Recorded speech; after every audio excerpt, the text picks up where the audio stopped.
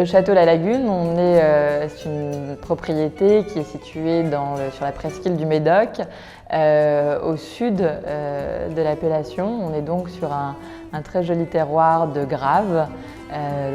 Et plus en sous-sol des sables. Donc, ce sont des sols qui sont assez chauds, assez drainants. On a bien sûr ces jolies croupes qui font la typicité du Médoc.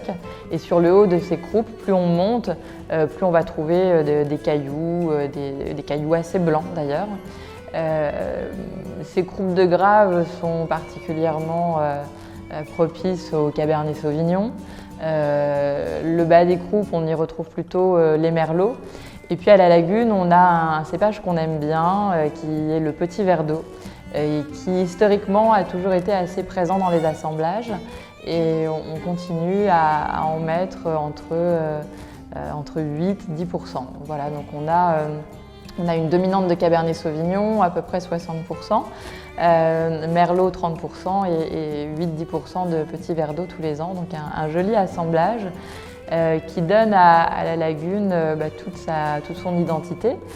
C'est un vin qui est assez réputé pour son côté élégant, ses parfums assez de fruits bien sûr, mais aussi assez floraux. On a beaucoup de fleurs dans le nez de la Lagune. Et souvent les dégustateurs disent « Ah, c'est incroyable, ce vin est floral ». Et c'est quelque chose qu'on identifie assez facilement. Le millésime 2012, bien sûr, parce que c'est l'actualité en ce moment.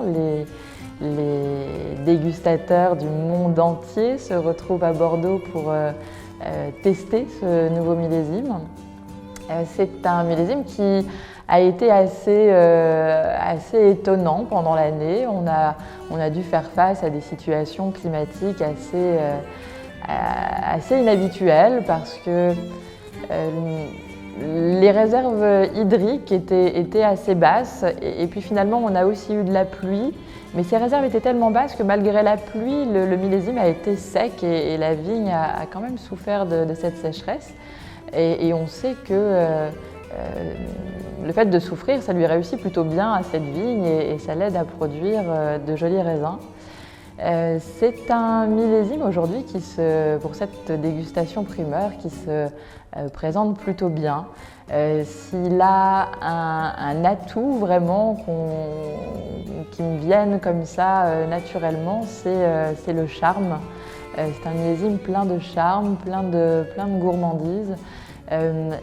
La structure tannique n'est pas, quand on goûte le vin, on n'a pas cette sensation de vin très tannique. Par contre, il y a une chair, un côté très velouté, très rond, très doux, qui lui donne ce que j'appelle le charme. Et pour moi, c'est un millésime qui me plaît beaucoup.